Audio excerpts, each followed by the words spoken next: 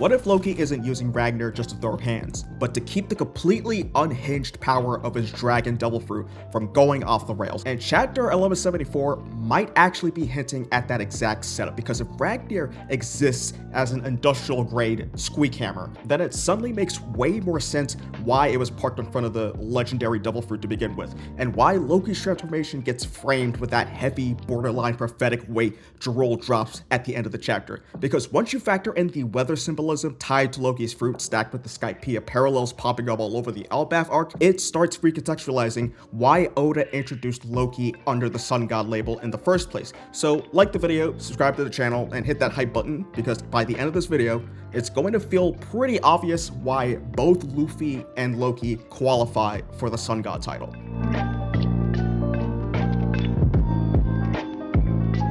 When you start looking at Loki's dragon devil fruit, which is most likely pulled from Nidhogg, through that lens, it starts suggesting Ragnir isn't just there for visual flair or combat theatrics, because even with the limited context we've gotten so far, at minimum, we've already seen him use Ragnir to call down lightning and later ice, with the elemental output literally projecting through the hammer itself. So visually, the weapon works like a focal point where all that energy gets funneled, but the whole presentation seems to shift by the end of chapter 1174, because in that final display, he manifests that same weather shit without using the hammer as the centerpiece, and the result is way less controlled. Lightning and snow just pisses across the entirety of Elbaf. It hits at a massive relationship between his weather output and the weapon Ragnir. It's not about whether he can use the power, but how he avoids everything going completely off the rails without the hammer to throttle it. So this suggests that the weapon wasn't just keeping people away, but it had a massive direct association with the fruit. And that's a huge detail. We've never seen a devil fruit paired with a specific artifact like this. The fact that this fruit was being guarded by a weapon tied to the Elbaf lineage establishes an historical connection between the two long before Loki ever entered the equation. When you look at these two ideas together, the mechanical contrast and Ragnir's history guarding the fruit, it legitimately frames the power differently. If Ragnir is just a focused expression of that devil fruit ability, then the storm at the end of chapter 1174 is the absolute batshit version of it.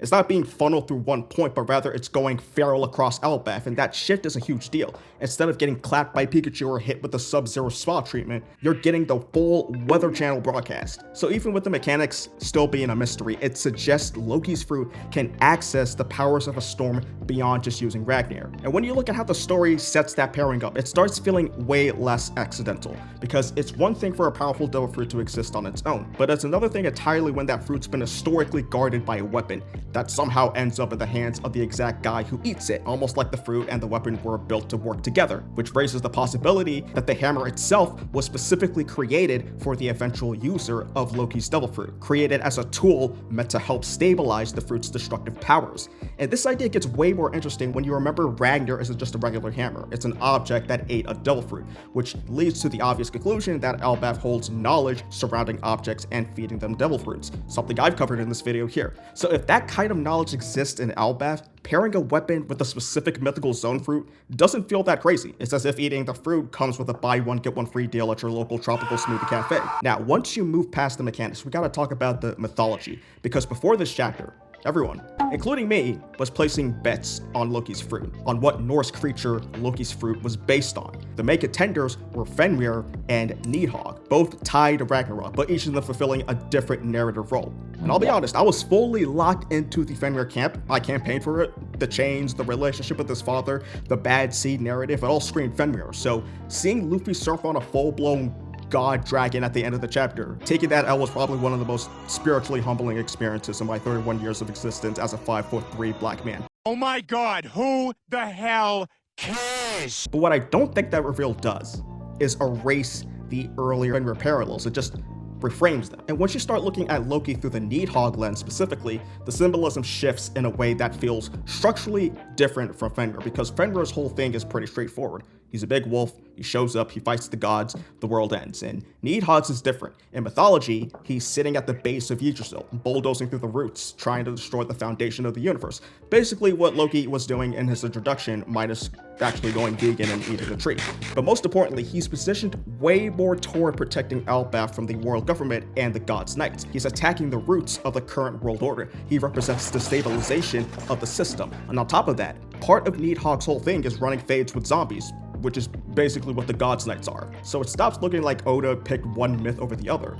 It looks like he used Fenrir to write Loki's backstory and Nidhogg to write his future. So when you accept the Nidhogg connection, the powers start making more sense. We've seen ice and lightning. One of his attacks is explicitly named after Niflheim, the Norse realm of cold, which makes it feel like we're only seeing part of the kit, because a storm isn't just wind, it's like a mix of elemental forces. So I'd imagine Loki's got way more attacks up his sleeve that reference the rest of the 9 realms, manifesting through different elemental ways. And this circles right back to the hammer. If his fruit generates this massive chaotic storm, he needs Ragnir to focus it. Without the hammer, he's just a walking natural disaster. And this is where the conversation starts pivoting a little, because even after breaking down the mechanics of Loki's devil fruit and the Nidhogg symbolism tied to it, there's still one piece of his character framing that feels unfinished, and that's Oda introducing Loki with the title of Sun God, because on paper, that's Luffy. So when Loki gets introduced with the same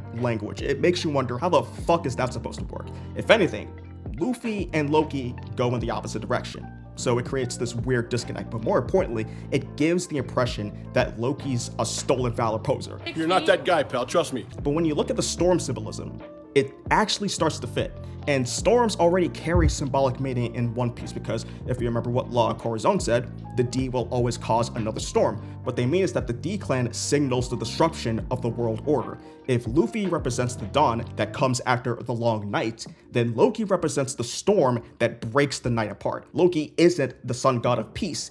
He is sort of like the catalyst. And this connects directly to the Skypiea parallels we are seeing in Elbaf.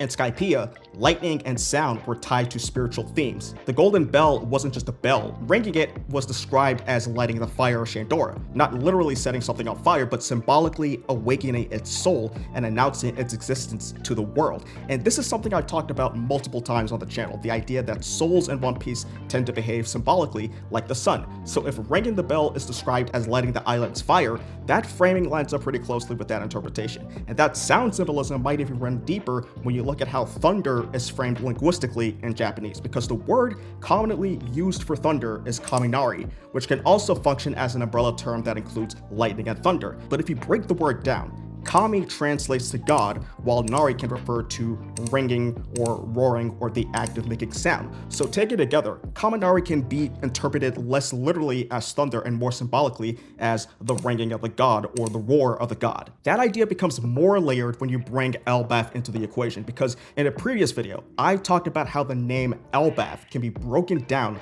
through a Hebrew lens.